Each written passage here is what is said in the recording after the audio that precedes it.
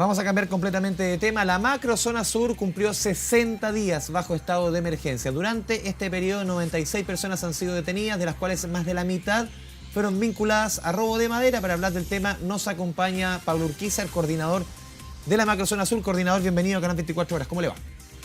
Muy buenas tardes, Andrés. Me encuentro acá en la región del Biobío, muy ocupado precisamente a propósito del estado de emergencia. Las buenas noticias, y no solo las buenas noticias, sino también aquellas que afectan también a familias mapuche y no mapuche, y desde esa perspectiva trabajando arduamente. Sí. A ver, coordinador, para entregar un poquito los números, lo que han sido estos 60 días de estado de excepción en estas 4 comunas. Estamos hablando de la comuna de Malleco, Cautín, del Biobío y de Arauco, tanto en la región del Biobío como en la región de la Araucanía.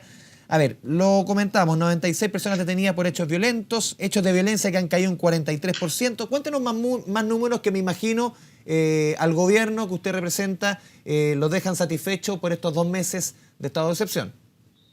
Sí, yo creo que más que satisfecho es una buena noticia que no solo satisface al gobierno, sino que también es algo que la ciudadanía lo percibe de forma positiva. Recordemos la propia consulta en la región de la Araucanía, donde un 81,56% de los consultados está a favor del estado de emergencia. El propio Congreso Nacional, que es de mayoría de oposición, donde se ha renovado por 3 veces el estado de emergencia, y eso da cuenta de los números objetivos donde las Fuerzas Armadas, las policías, carabineros, la policía de investigaciones, que no son de izquierda ni derecha, sino que apuntan a poder resguardar y dar más tranquilidad a las familias mapuche y no mapuche que viven en la macrozona sur, han dado los resultados, las estrategias vinculadas a los patrullajes dinámicos, a los controles mixtos y a las 3 líneas de acción sobre las cuales nos planteamos. Nosotros nos planteamos 3 líneas de acción.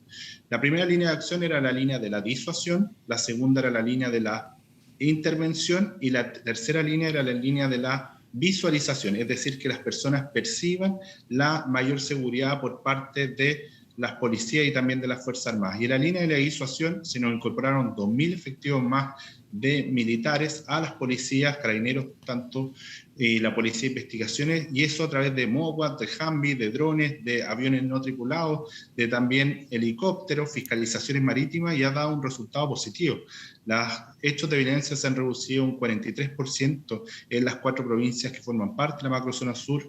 Dentro de los hechos de violencia, los atentados incendiarios un 21%, los usurpaciones que forman parte de la estrategia de ejercer control territorial por parte de las orgánicas radicalizadas de terroristas se han disminuido un 73%, hay casi un centenar de detenidos vinculados precisamente a los hechos de violencia en la macrozona sur, y desde esa perspectiva evidentemente son noticias positivas, sin perjuicio que reconocemos, y uno tiene que entender que siguen subsistiendo atentados, ¿Coordinador? pero desde esa perspectiva teniendo y disponiendo toda la herramienta del Estado para poder ir detrás de estas orgánicas radicalizadas y terroristas, desarticularlas, detenerlas y condenarlas como en derecho corresponde. Sí, coordinador, me imagino, dada la evaluación positiva que usted hace de estos 2 meses, las cifras que usted expone, uno todo hace pensar de que esta situación, en la medida obviamente que acompañe la aprobación del Congreso, el gobierno se la va a jugar por mantener el estado de excepción hasta el 11 de marzo.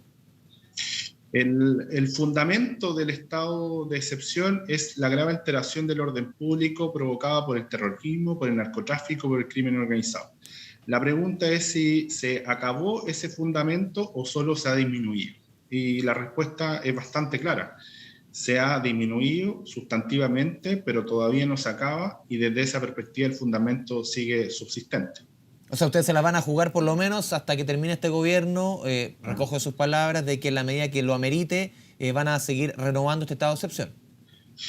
Siempre esto es una potestad que es exclusiva del presidente de la República y que tiene que ser ratificada por el Congreso Nacional, y en ese sentido es una evaluación diaria, pero el fundamento del estado de emergencia para enfrentar el terrorismo, el narcotráfico y el crimen organizado sigue subsistiendo. Sí, me imagino, coordinador, más allá de quién gane la elección del domingo, obviamente, porque eso marca un poquito qué puede pasar con este estado de excepción después del 11 de marzo. ¿Existe conciencia, usted que lleva un buen tiempo en la zona trabajando en materia de seguridad, que esto no puede ser eterno, que al final hay una cuestión de fondo que el estado de excepción no lo va a subsanar? Hay un aspecto que es importante. Cuando nosotros entramos a la pandemia se renovó el estado de emergencia y se dio en su minuto el estado de catástrofe, perdón, por 90 días. Nadie pensaba que iba a durar 18 meses y resulta que se necesitaron 18 meses para poder abarcarlo de un modo y encauzarlo en modo correcto como es el que hoy día tenemos. El estado de emergencia se suscita en virtud de la grave alteración del orden público, de narcotráfico, el terrorismo, el crimen organizado. Hace unos días, el 1 de diciembre, hubo una cantidad importante de atentados y que se refería a la conmemoración por parte de las orgánicas radicalizadas y terroristas de los 24 años de la coordinadora Arauco Mayeco con el primer atentado, el Humaco, del año 97. Y desde esa perspectiva a mí me parece que más que pensar en el tiempo, lo que hay que pensar es cómo hacemos que las herramientas del Estado se pongan a disposición de las familias mapuche y no mapuche y cómo hacemos para desarticular esta orgánica radicalizada y terrorista con todos los elementos que tiene el Estado a su disposición. Y el tiempo, evidentemente que en 15 días eso es bastante insuficiente, sin perjuicio de los resultados positivos que se están dando, y por lo tanto hay que pensar en una mirada de corto, mediano y largo plazo para ir detrás de estas orgánicas radicalizadas y terroristas, desarticularlas, condenarlas como el derecho corresponde. Yo solo quiero dar un dato que es importante. Previo al estado de emergencia, recordemos que nosotros presentamos un decreto a Contraloría que era equivalente al norte para efectos de poder combatir el narcotráfico, el terrorismo y el crimen organizado en la macrozona sur, y ese decreto permitía a las Fuerzas Armadas estar y apoyar a las policías, decreto que tenía, según lo que firmó el presidente de la República, una duración de 1 año, y que podía ser renovable. Por lo tanto, mirábamos con una perspectiva que era bastante más larga que evidentemente los 15 días, pero hoy día son las herramientas que nos da el Estado de Derecho, la Constitución, y en ese sentido estamos poniendo todos los esfuerzos necesarios para ir en favor y en resguardo de las familias mapuche y no mapuche que viven en la macrozona sur. Sí, gobernador, a ver, usted nos mencionaba parte de las cifras de detenciones en delitos violentos, 96 personas estos 2 meses. Si se compara con 2 meses sin estado de excepción, esas 96 personas, ¿cuánto más es respecto a 2 meses, por ejemplo, sin estado de excepción?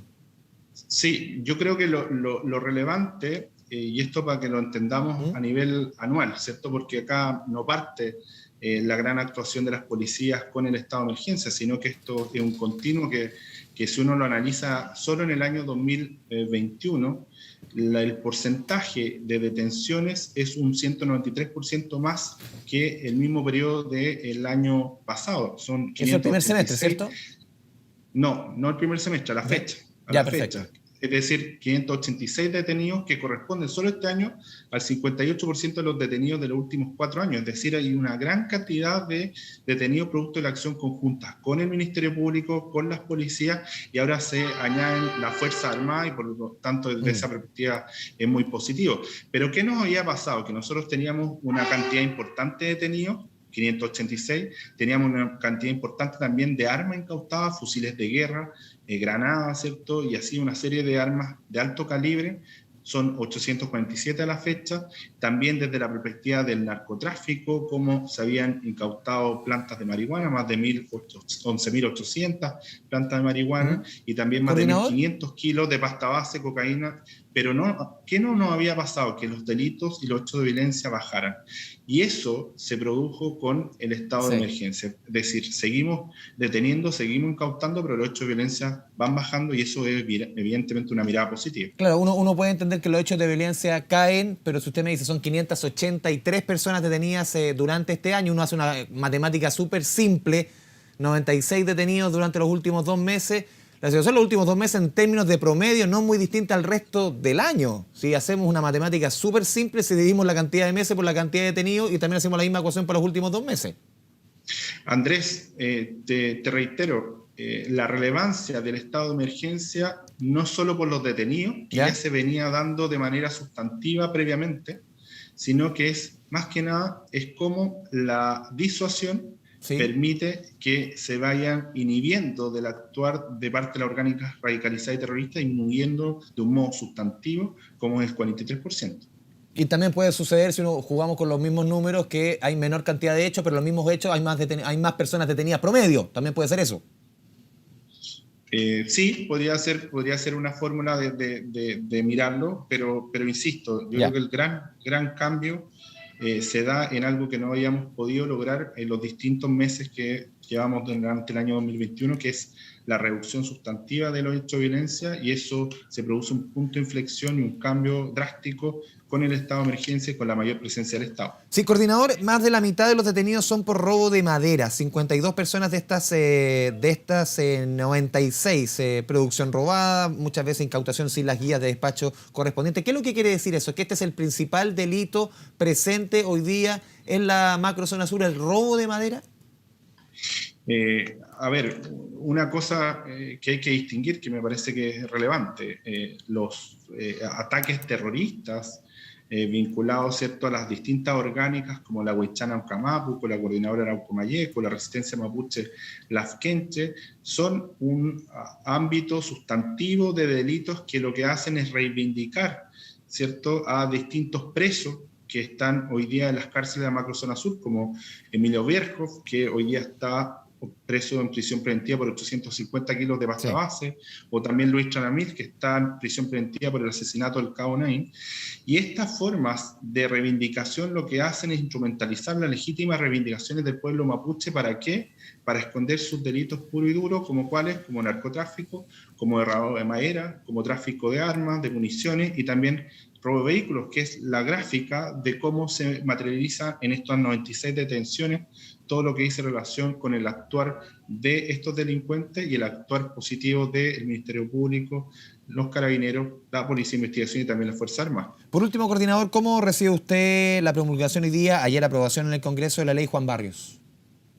Mire, yo creo que esta semana es un ejemplo de cómo el Estado tiene que actuar en conjunto. Y se lo digo por 3 razones. La primera, evidentemente, el actuar de las policías, de las Fuerzas Armadas, el gobierno, con los resultados positivos del estado de emergencia, pero también el Congreso Nacional, en donde por una mayoría abrumadora lo que hace, ¿cierto?, es despachar una ley extremadamente importante que lo que hace es modernizar el delito de incendio en la macrozona sur, que llevaba desde el año 1874 ningún cambio, 147 años, y lo que hace es establecer el delito de incendio, por ejemplo, con resultado de muerte en un camión, como ocurre precisamente y como ocurrió a propósito del asesinato de Juan Barrios, y que además establece una pena extremadamente alta, que es hasta presidio perpetua. Pero además, y esto hay que decirlo, reconocer también el trabajo del Ministerio Público y de tribunales, que ayer precisamente en la región del Biobío lo que hizo fue condenar a 7 personas por el asesinato de don Eleodoro Raimán, un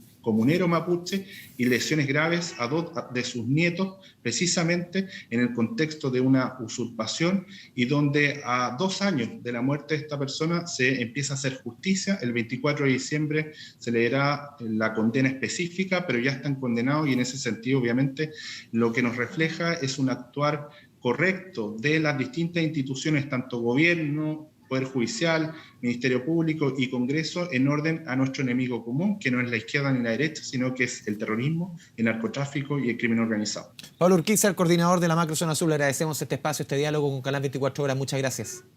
Muchas gracias, Andrés, que esté muy bien.